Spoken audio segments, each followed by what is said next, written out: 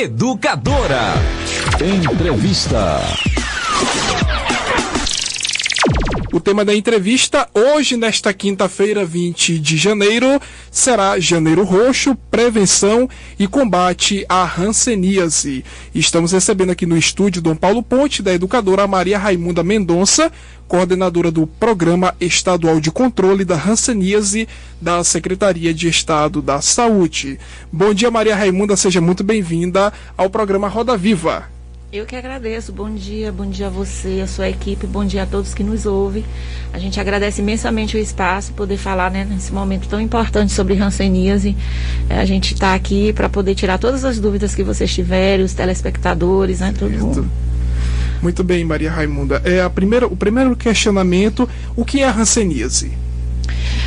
Hanseníase é uma doença de pele, por isso que a gente chama dermatológica, mas ela também é uma doença dos nervos, por isso que a gente também chama de doença dermatoneurológica. Ela acomete a pele, ela mostra sinais como o aparecimento de manchas ou áreas dormentes. Ela também pode trazer comprometimento da força muscular das mãos e nos pés, das pálpebras, e esse comprometimento neurológico, esse comprometimento dos nervos é que trazem aquelas deformidades e as incapacidades. Muito bem. Agora o Matheus do Brasil, Maria Raimunda tem um questionamento a você. A hanseníase, ela é vista de forma preconceituosa? Sim, ela é vista com muito preconceito, As pessoas que foram afetadas pela hanseníase e que tiveram esse comprometimento nos nervos, pelas suas deformidades, eles são muito vítimas, de preconceito, do estigma, por conta das malformações. Muitas vezes os pacientes que têm essas malformações são pacientes que já trataram, já estão curados. Isso são sequelas, E é bom a gente sempre lembrar que a hanseníase, mais de 80% das pessoas que têm hanseníase nem transmitem a doença, mesmo que elas não estejam em tratamento. Apenas aí uma média de 20% é que tem formas transmissíveis, E a partir do momento em que as pessoas fazem o tratamento, iniciam o tratamento ali com 1 ou 2 dias, a pessoa já não tem mais possibilidade de transmitir a doença. Então, geralmente as pessoas que têm essa deformidade visível no corpo humano, elas não têm mais essa capacidade de transmitir. Sim, se elas já fizeram tratamento, já tiveram a alta por cura, então elas não têm mais a possibilidade de transmitir.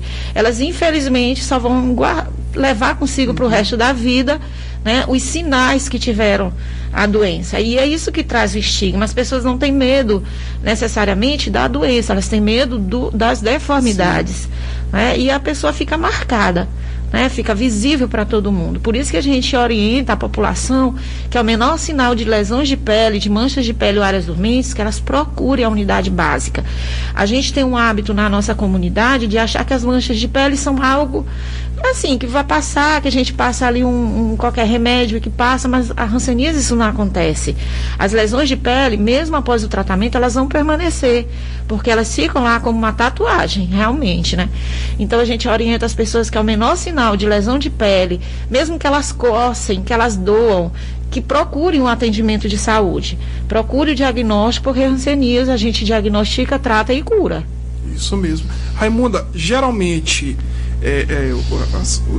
as pessoas que têm a hanseníase, como é que geralmente afeta qual parte do corpo, geralmente? A hanseníase, ela pode ter um comprometimento no corpo todo, Mas as áreas que são mais afetadas e que esses sinais ficam mais evidentes é a face, comprometimento da região das pálpebras, Também a córnea, porque a córnea também pode ficar insensível, e o nariz, Então, às vezes o paciente ele tem uma perda da cartilagem do septo nasal por conta do comprometimento do nervo que tem nessa área, De feridas, como fica insensível, às vezes o nariz sangra, o paciente fica cutucando, acaba trazendo traumas e infecções infecções. Aí isso faz com que o paciente tenha uma perda dessa estrutura, né, do nariz, e faz o que a gente chama de desabamento. E traz essa malformação também a capacidade de ocluir as pálpebras, né, tem uma flacidez da pálpebra. E nas mãos e nos pés, por conta dos comprometimentos nos braços e nas pernas. E aí tem a diminuição da força muscular, o dedinho fica em garra, como aqueles pacientes quando tem AVC, que a mão, né, que perde a força. E a mesma coisa acontece com os pés. Então são esses os comprometimentos mais avançados da doença. Geralmente esses pacientes que têm esse comprometimento são pacientes que demoraram muito a buscar o diagnóstico, ou quando buscaram precocemente não tiveram a oportunidade de ter um tratamento adequado. Muito bem, Matheus do Brasil tem um questionamento, Raimunda. Quem tem hanseníase pode ter sequelas? Sim, é isso que eu estou comentando, né? Quem tem hanseníase pode ter sequelas. A hanseníase, ela não é uma doença que leva ao óbito, ela não mata, ela maltrata, ela deixa o que a gente chama da morbidade, né? Ela deixa os sinais visíveis na pele, né, no corpo. E essas deformidades, essas sequelas, elas são em decorrência principalmente do comprometimento neurológico. Ter a lesão na pele é só uma questão estética, né? Vai mostrar, mas o que traz o grande ônus para os pacientes é o comprometimento nos nervos. Nossa, 9h12. Estamos conversando aqui com a Maria Raimunda, que é coordenadora do Programa Estadual de Controle da Hanseníase da Secretaria de Estado da Saúde. Estamos falando sobre o Janeiro Roxo, prevenção e combate à hanseníase. É possível identificar e tratar a hanseníase? Caso sim, quais os meios de prevenção e combate? É possível sim. O diagnóstico da hanseníase não é algo complexo, né? A gente tem as unidades básicas de saúde. No estado do Maranhão nós temos todos os municípios com programa implantado, muitos municípios com mais de 80% de unidades com serviço, né? Então, assim, se eu sou uma pessoa que tem manchas na pele, ou estou perdendo a força muscular das mãos e dos pés, estou percebendo alguma coisa diferente em algumas áreas do meu corpo, eu vou até uma unidade básica de saúde e vou pedir uma consulta, né, com o profissional daquela unidade. Ele vai passar por um atendimento com a enfermagem, né, ele vai passar por um atendimento médico, instituir o diagnóstico, ele vai tratar lá mesmo, né? Esse tratamento, esse diagnóstico, tratamento, ele deve ser feito lá na unidade básica, né? Eventualmente, os casos mais complexos, com mais difícil diagnóstico, a gente orienta e a gente tem as unidades de referência no estado para esse atendimento, que são casos de pacientes que não têm lesões de pele, por exemplo, e que fica mais difícil o médico clínico dar esse diagnóstico, precisa de um atendimento mais especializado, a essas formas que a gente chama de neurológicas pura, quando não tem presença de lesões de pele, são situações que precisam de diagnóstico aqui. Às vezes as crianças muito pequenas, né, que não conseguem responder aos exames de sensibilidade, que a gente faz os testezinhos de sensibilidade para ver se aquela lesão na pele ela tem sensibilidade normal ou não. Então essas pessoas, ou porque tem dificuldade, aquelas pessoas que são portadoras de necessidades especiais, têm dificuldade de responder aos exames, né, esses exames mais simples. Então essas pessoas que devem vir para o diagnóstico. E a gente também tem as nossas unidades de atendimento secundário. Aqui a gente tem 2 unidades de referência no estado, que é o Hospital aqui de Lisboa e o Hospital Genésio Rego, que atendem também a parte da reabilitação. Quando as pessoas têm, por exemplo, garras que precisam de cirurgias corretivas, precisam de cirurgias nos nervos, então esses pacientes vêm por lá. Entendi, Raimunda. Inclusive, eu não sabia que o Genésio Rego também tem esse atendimento especializado às pessoas com hanseníase, além do Aquiles Lisboa, que fica no Bonfim. Eu já tive a oportunidade, no ano de 2019, visitar o Aquiles Lisboa, um trabalho de evangelização, e pelo menos os pacientes que eu tive a oportunidade de visitar, eles se sentiam muito retraídos, e justamente nós estávamos ali para levar a palavra, para evangelizar, para dar esse conforto. Foi uma experiência muito boa, e a gente percebe que, infelizmente, as pessoas têm esse preconceito com os pacientes que têm a hanseníase. Mas foi uma experiência muito boa. O hospital Genésio Rego, até recentemente ele não era hospital, ele era um centro de saúde, né? Com a questão da Covid, houve a ampliação dos leitos, tornou-se um hospital. Mas a gente já tem um ambulatório lá de hanseníase há várias décadas, né? Há várias décadas. Lá nunca funcionou parte de internação, como no hospital aqui de Lisboa. O hospital aqui de Lisboa, além de atender a parte ambulatorial, ele também faz a nossa referência de internação para os pacientes que precisam, porque tem algum comprometimento devido à medicação, ou estão com estados reacionais mais graves. E agora a gente começou também as cirurgias, né? Começamos a fazer as cirurgias de neurólise para os pacientes de hanseníase.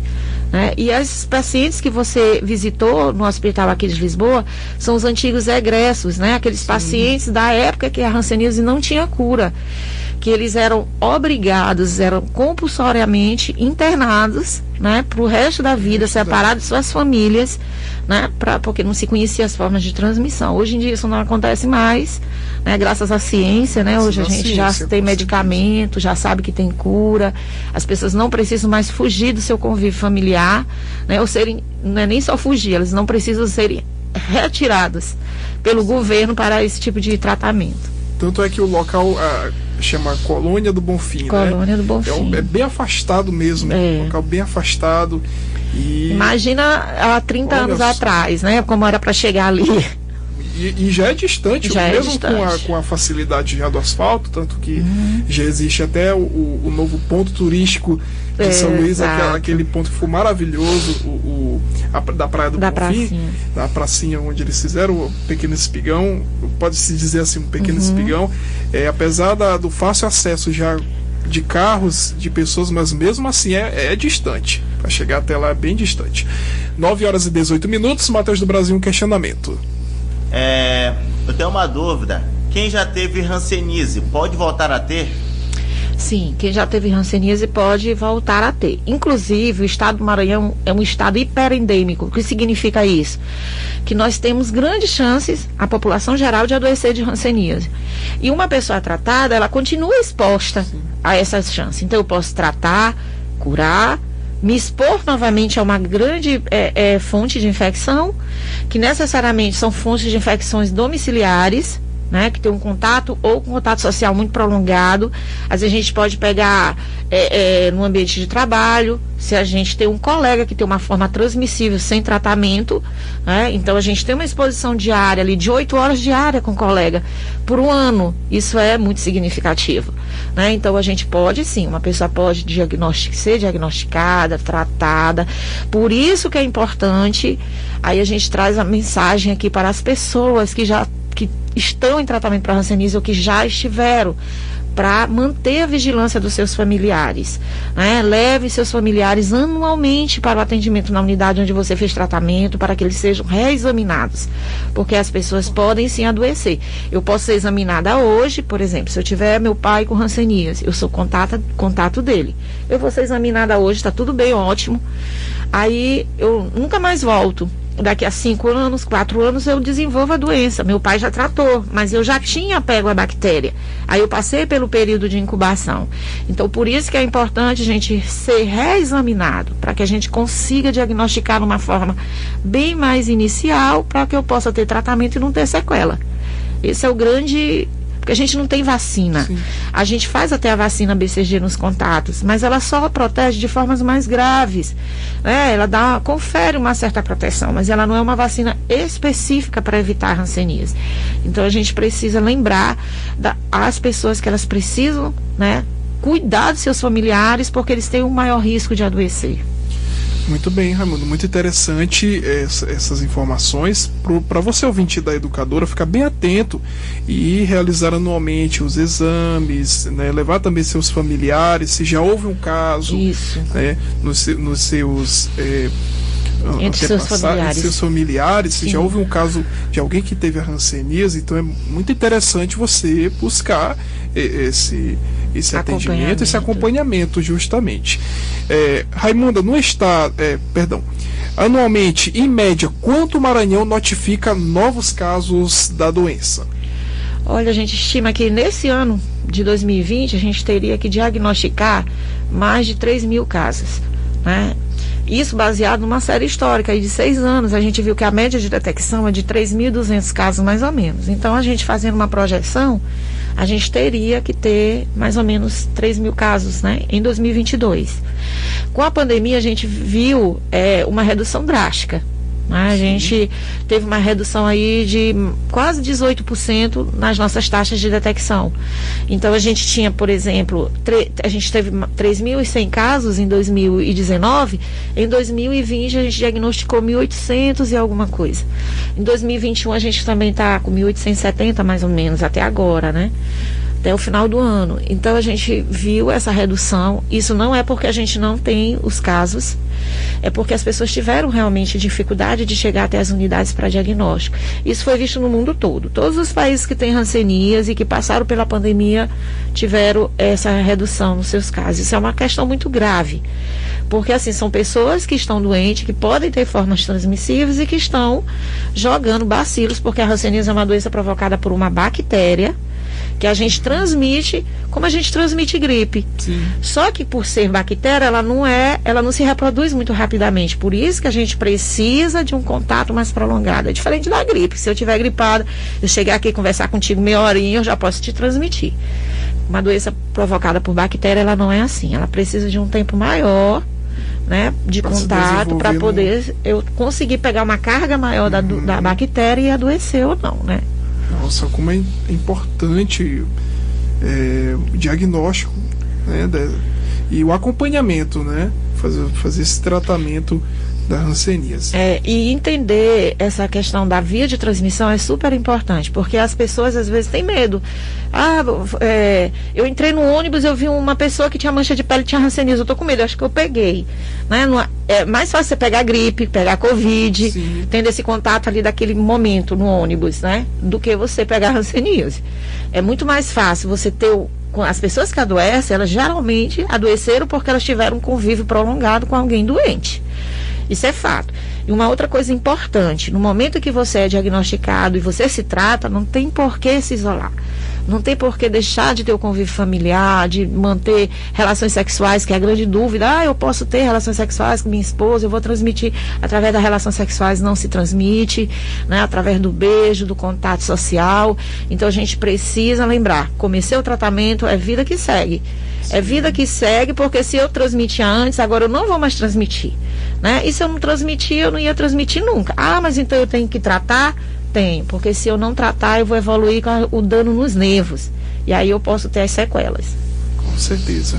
9h23, o Matheus do Brasil, outro questionamento.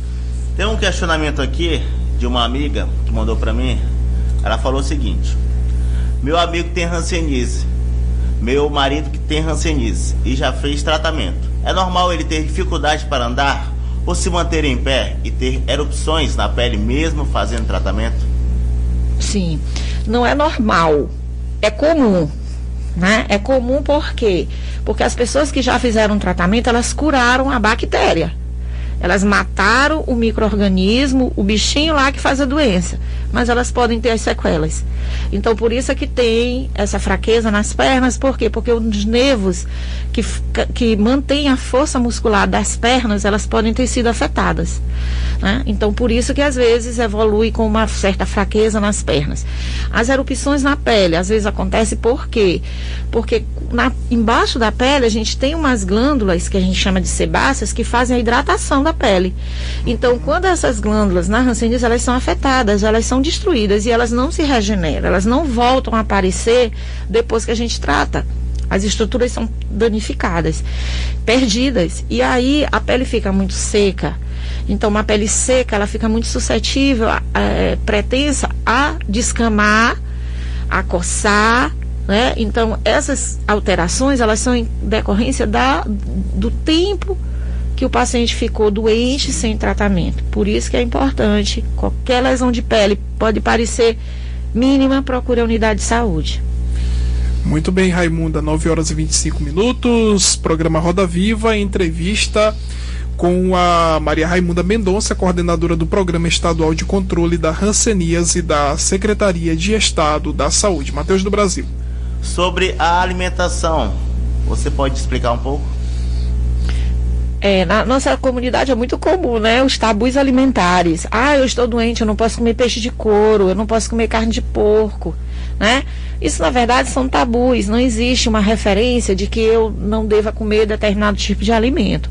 A gente orienta as pessoas que têm hanseníase a não comer aqueles alimentos que eles já têm alguma intolerância, né? Então, se eu tenho, por exemplo, intolerância a marisco, eu sou alérgica a camarão, a comer caranguejo, então eu não vou comer, porque eu vou adoecer, mas não por conta da hanseníase. Você deve se alimentar, comer normalmente como você sempre comia. A gente tem uma restrição sobre bebida alcoólica, porque o tratamento da hanseníase ele é baseado em antibióticos, né, medicamentos que são associados. Então, as drogas, as medicações, porque elas são ingeridas, são metabolizadas no nosso organismo, principalmente pelo fígado. E se eu tomo bebida alcoólica, eu posso comprometer meu fígado, eu vou diminuir a capacidade dessa metabolização, dessa transformação do remédio e dessa absorção do remédio para o tratamento. Então, isso pode sim comprometer. Então, a gente orienta as pessoas que usam medicamentos controlados, sejam para hanseníase ou para qualquer outra doença, que elas não ingiram bebida alcoólica. Que dificulta justamente... Dificulta o tratamento, né? Fora que a bebida alcoólica leva uma outra doença, né, em maior e menor grau, que é o alcoolismo. Com certeza. 9h27. Raimunda, fale um pouco sobre o projeto da carreta de prevenção e detecção de novos casos da hanseníase que percorre diversos municípios, inclusive iniciou ontem, quarta-feira. Sim, o estado do Maranhão, né, é muito preocupado, né, o governo do estado muito preocupado com essa redução de casos, trouxe a possibilidade de a gente ampliar a campanha do Janeiro Roxo até março. Então, durante esses próximos meses, até o dia 31 de março, a gente pediu a parceria da Novartis, que é aquela grande empresa, né, produtora de medicamento, que nos cedesse a carreta para que a gente transformasse em uma unidade móvel, né, que ela pudesse percorrer os municípios do estado do Maranhão. Este ano a gente vai só até 20 municípios, mas a gente já teve experiência em anos anteriores. A gente, no último ano que a carreta teve no Maranhão, em 2017, ela percorreu 75 municípios, em 2016, 96. Então, assim, a gente já faz um trabalho como esse há bastante tempo. Por conta dessa grande ação que a gente fez, principalmente no último ano, de 2017, os outros estados, né, começaram a pedir a Novartis o empréstimo da carreta. Então, a gente não teve mais a oportunidade de ficar vários meses. A gente passou 9 meses com a carreta aqui já, né? 9 meses, 7 meses no primeiro ano e 9 meses no segundo. E agora a gente só pôde ficar com ela até março. Então, a gente escolheu aqueles municípios que tiveram o maior impacto da pandemia, né? No número de casos. Por exemplo, São Luís deixou de diagnosticar aproximadamente 450 pacientes. Então a gente escolheu esses municípios para que a carreta esteja por uma semana. São Luís vai começar na semana que vem, vai ficar uma semana aqui na Praça Deodoro, para que atenda a população de uma forma mais segura, tire, né, das unidades de síndrome gripais, desafogue dentro das unidades e atenda lá. Desconcentrar exatamente. Desconcentrar das unidades para justamente atender as pessoas que têm síndromes gripais, suspeita de Covid, e levar para fora desse ambiente. Então, na carreta só vai se atender quem tem problema de pele. Se você estiver gripado e quiser ir até o atendimento na carreta, você não vai poder ir, porque chegando lá a gente vai fazer uma triagem, você vai ser orientado a retornar para casa, orientado qual é a unidade de saúde que você vai procurar depois que passar os sintomas gripais. Mas na carreta a gente vai ter essa preocupação, que é para que a gente atenda realmente só aquelas pessoas que têm problema de pele e que ficaram com medo de ir até uma unidade de saúde por conta do Covid. Então a gente vai, hoje está, até amanhã está em São José de Ribamar, semana que vem vai passar a semana toda em São Luís, na semana seguinte, a partir do dia 31, em Passo do Lumiar. São esses 3 municípios da região metropolitana. E depois disso vai para outras regiões. Vai na segunda semana de fevereiro na região de Itapecuru, aí vai passar em Itapecuru, Vitória e Arari. E depois vai para Viana e assim até Balsas, Itapecuru, Lago da Pedra. Então, assim, são 20 municípios que vão receber, que são os 20 municípios que tiveram maior impacto. Né? Redução de casos. E Raimunda, lá em Ribamar, qual é o local que está que lá a na carreta está Praça do presente? Outeiro. Ah, do Outeiro. Do Outeiro, tá? Sei. Está lá, funciona até às 16 horas, né? Aí eu oriento principalmente quem tem as lesões de pele e os familiares de pacientes que já fizeram tratamento ou que estão em tratamento. Não perca a oportunidade de ir. Lá tem profissionais especialistas, né? Temos profissionais que são da referência do município, que tem muita habilidade em atender. E assim, se você não puder ir nesse momento, né? Você que mora em São José de Ribamar, eu não posso ir essa semana, como é que eu faço depois? Você pode ir às 38 unidades básicas de saúde do município que você pode ser atendido. Muito bem. 9h31, Matheus do Brasil. Muito bem, estamos conversando com Maria Raimunda Mendonça, coordenadora do Programa Estadual de Controle da Hanseníase, da Secretaria de Estado da Saúde. Sobre a transmissão, um estudo mostrou que a hanseníase pode ser transmitida por meio de contato com tatus. Dá para explicar mais sobre isso? Dá sim. A principal fonte de infecção é humana. Existe essa possibilidade, alguns estudos mostram que existe sim a possibilidade da transmissão por animal silvestre, no caso o tatu.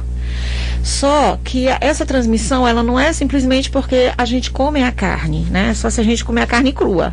É mais pela manipulação das vísceras, da pele, da carne no momento do preparo, né? Então a gente orienta que as pessoas que comem, gostam desse tipo de iguaria, né? Porque eles consideram uma iguaria, eu já penso diferente, coitadinho, os bichinhos, né? Os bichos silvestres. Eu acho assim, se você não tem outra fonte de alimentação, até... né? Uma situação à parte. À parte, mas assim, se você manipula esse tipo de caça sem uma proteção, sem uma luva, e você tem uma área, uma lesão na pele, uma escoriação, uma ferida, o sangue do tatu em contato com essa lesão, se o tatu estiver infectado com a Mycobacterium leprae, que é a bactéria aqui da transmissão da hanseníase, que provoca a hanseníase, aí a pessoa pode ser infectada. Mas assim, a principal via para o humano é o contato de pessoa a pessoa. Então, não tem assim uma representatividade como um problema de saúde pública, o animal para o humano, mas sim pessoa a pessoa. Entendi. 9h33. Nosso muito obrigado a você, Maria Raimunda, pela disponibilidade na entrevista, falando sobre ações também do Janeiro Roxo, modo de prevenção e combate à hanseníase, sobre a carreta que está percorrendo os principais municípios que tiveram essa maior incidência maior impacto, na verdade, da pandemia, e não tiveram essa oportunidade de ter um acompanhamento mais intensivo com relação à prevenção da hanseníase. E nosso muito obrigado. Suas considerações finais nessa nossa entrevista aqui no programa Roda Viva desta quinta-feira, 20 de janeiro. Eu que agradeço o espaço. Sempre que vocês precisarem, estarei aqui. A gente precisa sim falar de hanseníase todos os dias, não só no janeiro. Você até me perguntou antes de a gente começar, né? Sim, existe algum outro momento? O ano inteiro a gente fala sobre hanseníase, né? A gente precisa realmente falar, porque uma das principais dificuldades para o controle da doença é a falta de informação, né? As pessoas não têm a informação necessária, apesar de a gente viver, né, numa era, né, de informações digitais, mas a gente ainda tem uma grande parte da nossa população que não tem acesso a essas informações. A gente precisa divulgar os sinais e sintomas da doença, os locais de tratamento, e aí eu deixo um apelo à população: se examine, olhe sua pele sistematicamente, não só agora em janeiro, todo o tempo, porque você mora num estado que é hiperendêmico. Todos nós, eu, você, branco, pretos, pobres, ricos, todos nós temos grande chance de adoecer de hanseníase. E o autoexame, ele é super importante, porque eu me examinando todo dia em casa, eu tenho a possibilidade de perceber alterações bem iniciais e procurar o tratamento mais rápido. Muito bem.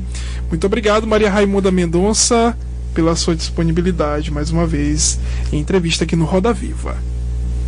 Tema da entrevista de hoje, Janeiro Roxo, logo mais também disponível no canal do YouTube da Educadora. Você acompanha daqui a pouquinho em nossas redes sociais. Confira também o site educadora560.com.br para mais informações, inclusive tem uma matéria